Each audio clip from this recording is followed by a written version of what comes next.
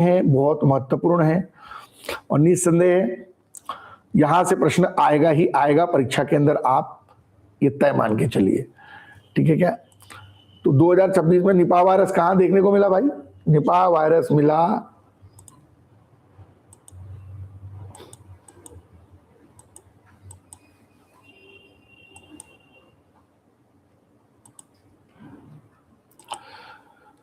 तो ये बहुत ही महत्वपूर्ण और बहुत ही इंपॉर्टेंट पॉइंट है ना।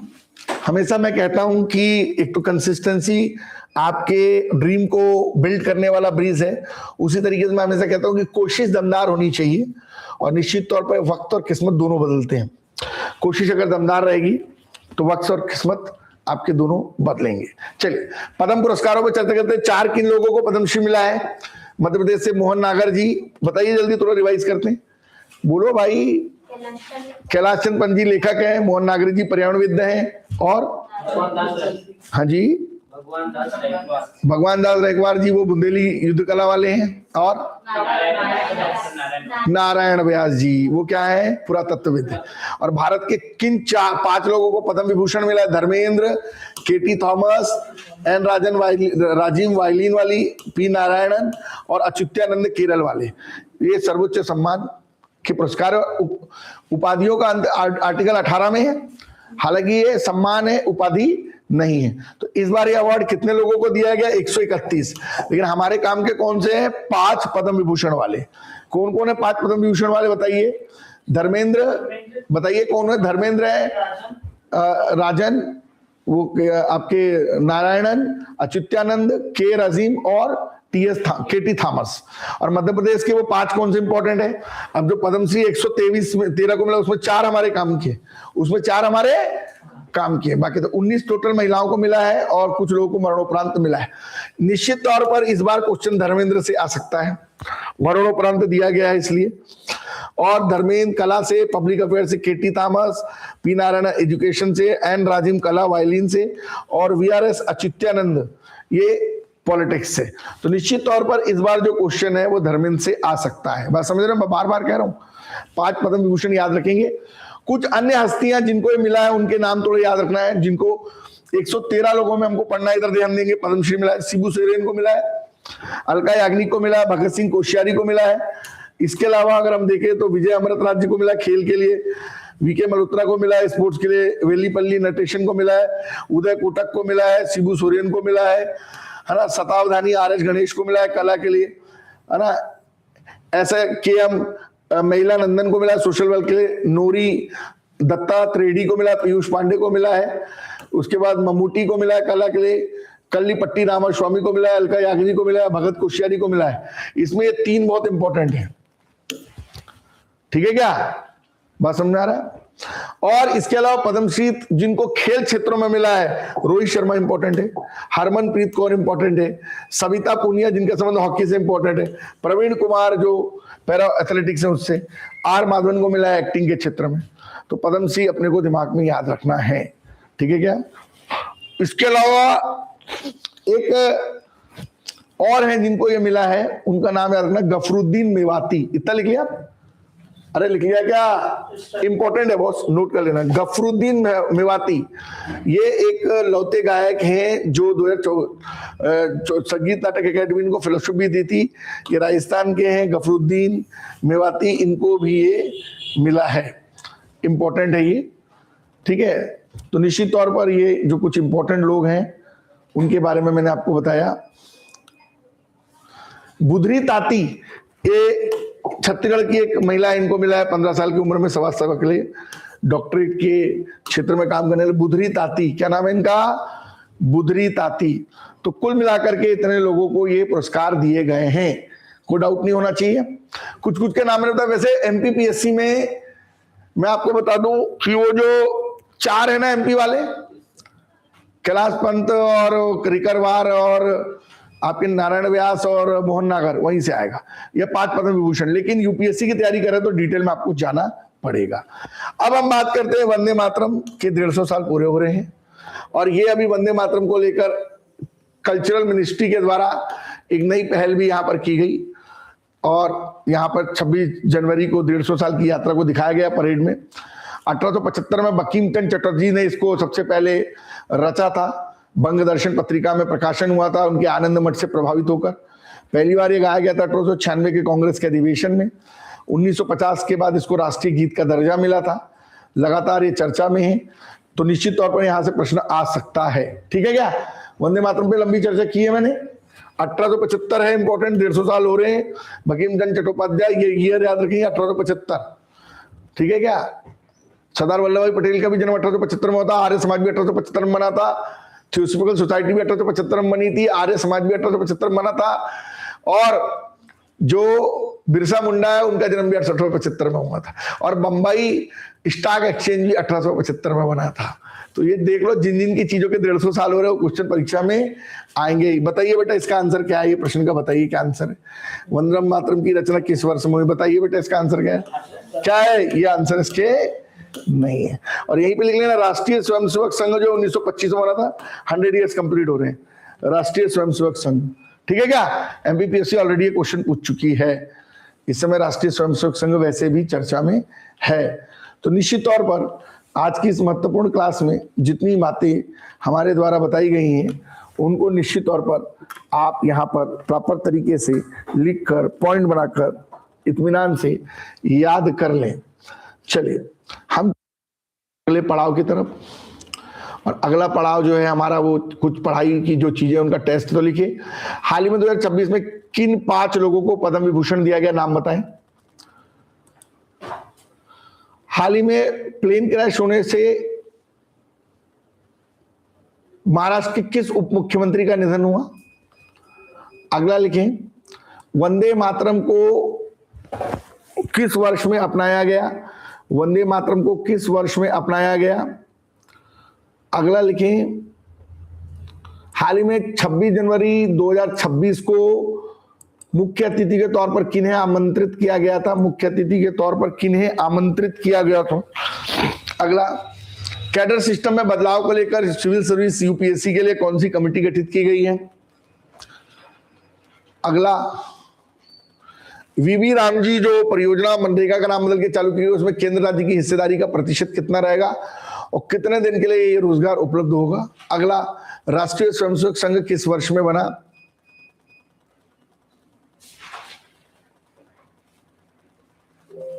हाल ही में निपाह वायरस भारत के किस राज्य में फैला हुआ है? अगला, WHO कब बना? अगला, WHO कब बना? अगला, WHO कब बना? WHO कब बना? अगला, WHO कब बना?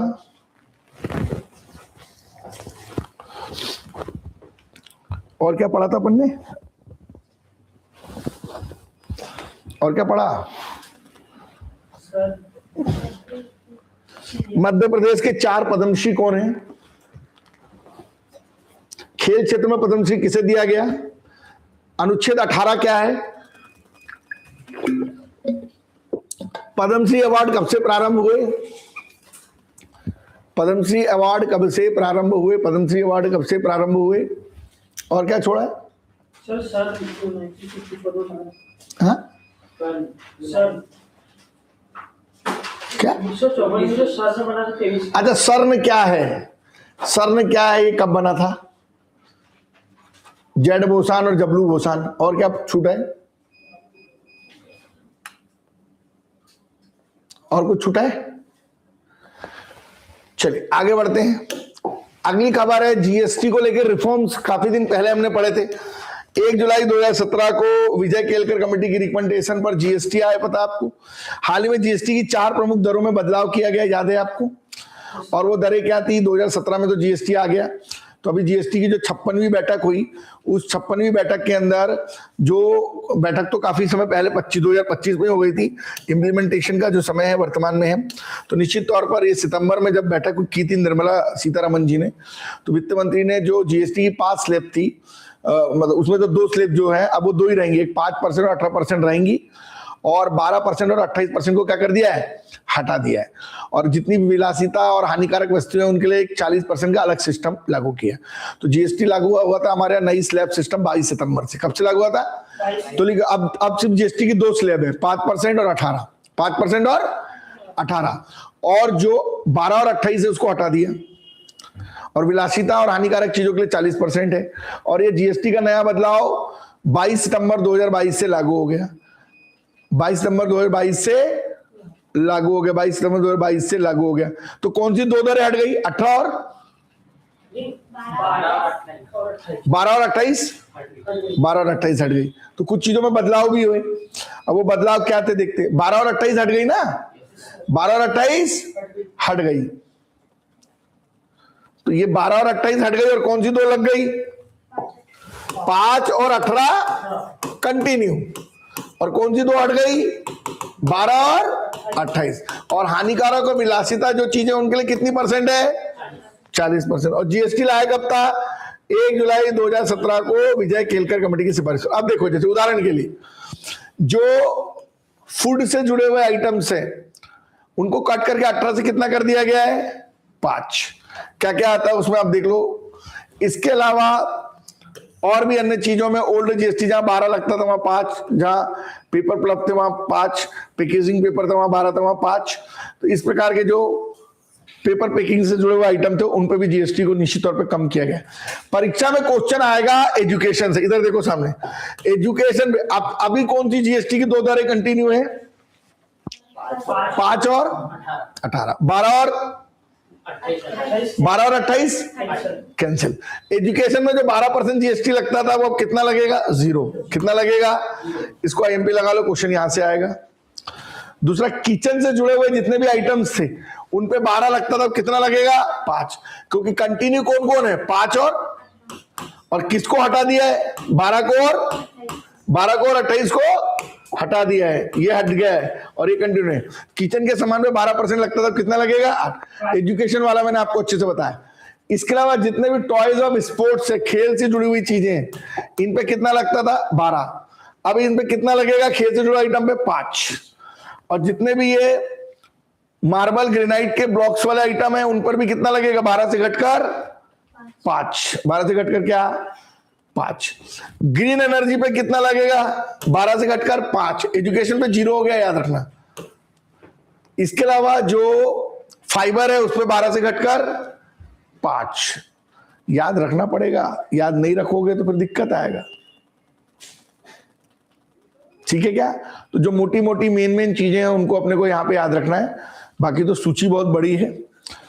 और विलासिता की चीजों पर भाई ने कितना कर दिया है? 40%।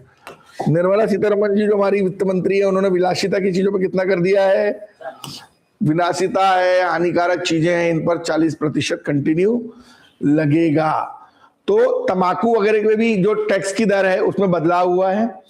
पान मसाला, गुटखा, सिगरेट जो है उस पर 28% जीएसटी के साथ अब जो है और अन्य चीजों में आपको मिलेगा। तो लगभग 1 फरवरी से 40% लागू हो जाएगा 2 दिन बाद। तो या तो लेके रख लो या तो फिर ज्यादा देना पड़ेगा। तो नई टैक्स प्रतिशत की दर कितनी लगेगी अब? 1 फरवरी से 40। इसलिए मैं आज करंट अफेयर्स में पढ़ा रहा हूं, समझ रहे?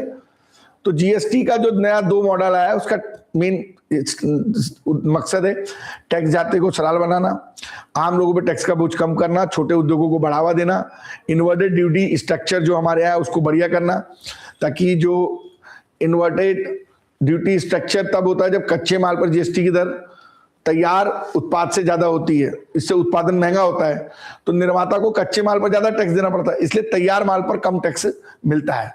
तो इसलिए मिलने वाला जो जिस सामान से बनाते हैं उस पर ही टैक्स को कम कर दो, ये बेसिकली मुख्य लक्ष्य है। तो निश्चित तौर पर ये मैंने आपको यहां पर बताया। उदाहरण के लिए किसी चीज पर पहले 18% लग रहा था और अब 5% लगेगा जीएसटी, तो क्या फायदा मिलेगा आपको? जैसे देखिए उदाहरण के लिए आप कोई ऑयल लगाते हैं, मान लीजिए पहले 18% लग रहा था तो 100 रुपए की चीज पे लग रहा था तो 118 का आ रहा था, तो अब ये ऑयल आपको 5% पे 105 रुपए का आएगा, तो आपके कितने रुपए बचेंगे? 13 रुपए बचेंगे। बुलाया ना, 13 रुपए बचेंगे नहीं बचेंगे? तो ऐसे हर सामान पे कितना फायदा आपको मिलेगा आप खुद ये समझ सकते हैं। देखो हाल ही में जो रिसर्च है वो कह रही है कि इससे सरकार को 85,000 करोड़ का लॉस होगा रेवेन्यू में। कितने करोड़ का लॉस होगा? 85,000 करोड़ का लॉस होगा गवर्नमेंट को। इससे 85,000 करोड़ का गवर्नमेंट को लॉस होगा, ये अपने को यहां पर याद रखना है। और 1 जुलाई 2017 को जीएसटी लागू हुआ था। 1 जुलाई 2017 को जीएसटी लागू हुआ था 1 जुलाई 2017 को। जीएसटी क्या हुआ था? विजय केलकर कमेटी के रिकमेंडेशन पर पहली बार जीएसटी को लागू किया था फ्रांस ने 1954 में। पहली बार 1954 में फ्रांस ने जीएसटी को अपनी कंट्री में लागू कर दिया था। अच्छा, 2 या 3 दिन में बजट आने वाला है, तो अब करंट अफेयर्स में इकोनॉमी की खबरें बहुत आएंगी, क्योंकि तंबाकू पर जो अब लगने वाला है जीएसटी वो 40% लगेगा। समझ में आ रहा है? कौन सी 2 दरें कंटिन्यू रहेंगी? 5 और 18। कौन सी 2 हटा दी गई? 12 और 28। चलिए, एक नई खबर है, इंपॉर्टेंट है, इसको समझिए। बजट 2026 में एक चीज होने वाली है, 30 साल पुराना कानून लागू होने वाला है। ओल्ड टैक्स रिजाइम होंगे, मतलब टैक्स स्लैब बदलेगा। जो 30 साल पहले टैक्स सिस्टम था कि इतने परसेंट पे इतना लगेगा, इतने परसेंट पे इतना लगेगा, इतने परसेंट पे इतना लगेगा, इसकी शुरुआत है। तो नीचे लिख लीजिए, जो टैक्स स्लैब है बजट 97-98 में जो लगता था, तो अभी क्या होता था कि अभी टैक्स स्लैब हमारा चेंज होने वाला है। तो लगभग 1 फरवरी को, उस दिन रविवार के दिन बजट प्रस्तुत होगा। तो हम संभावित बदलाव की तरफ बढ़ रहे हैं, थोड़ा इंतजार कर लेते हैं। टैक्स स्लैब तो 11 मार्च तक आएगा। तो हमारा जो टैक्स स्लैब है 11, इनकम टैक्स के 11 स्लैब हुआ करते थे। मतलब अभी तो 4-5 ही चलते हैं कि इतने पे इतना। अभी ऐसा है कि 5 लाख कमा रहे हो तो टैक्स नहीं, इतना कमा रहे हो तो इतना। तो अभी नए 11 स्लैब्स आएंगे। कितने स्लैब्स आएंगे? 11। तो अभी कुछ बड़ा होने वाला है, सरकार कुछ बड़ा करने वाली है इनकम टैक्स को लेकर। 11 स्लैब्स आने वाले हैं। तो टैक्स हिस्ट्री की बात करें तो अब 11 स्लैब्स होंगे। अभी तक 7 स्लैब थे। अभी तक कितने थे? 7। लेकिन अब कितने स्लैब्स आ जाएंगे? 11। मतलब 11 सिस्टम। तो अभी तक स्लैब सिस्टम 7 थे, अब कितने हो जाएंगे? 11 हो जाएंगे। अब क्या संभावना बन रही है, क्या हो जाएगा, इसको समझने का प्रयास करें। अभी तक जो सिस्टम है, 4 लाख से अगर आप 8 लाख कमा रहे हो मान लो, तो 4 लाख कमाने वालों को इनकम टैक्स में छूट है। और 4 लाख से 8 लाख कमा रहे हो तो 5% देना है। 8 लाख से 12 लाख कमा रहे हो तो 10% देना है। 12 से 16 कमा रहे हो तो 15 देना है। 16 से 20 लाख कमा रहे हो तो 20 देना है। कोई बताएगा ही क्यों मैं इतना कमा रहा हूं। 20 से 24 लाख देना है तो 25% देना है। और साल भर में 30 लाख कमाते हो, 24 लाख के ऊपर कमाते हो, 30%। अभी तक 7 स्लैब है, अब बढ़कर कितनी हो जाएंगी? 11। इसको अंडरलाइन कर लो और आईएमपी लगाओ। अभी तक तो 7 स्लैब है, लेकिन 1 फरवरी को जो बजट आएगा, और लगभग चलिए आप इस बजट आने के बाद आपको मार्च के प्रथम सप्ताह में मान के चलिए कि आपको ये सारी चीजें डिटेल में और देखने को मिल जाएंगी। तो इसको उतार लीजिए, क्योंकि टैक्स स्लैब में एक बड़ा बदलाव आप बहुत जल्दी देखने जा रहे हैं या देखेंगे। तो निश्चित तौर पर ये बहुत ही महत्वपूर्ण, बहुत ही सार्थक खबर है, जिसको हम यहां पर डिस्कशन कर रहे हैं। तो यहां प्लीज नोट डाउन कर लीजिएगा।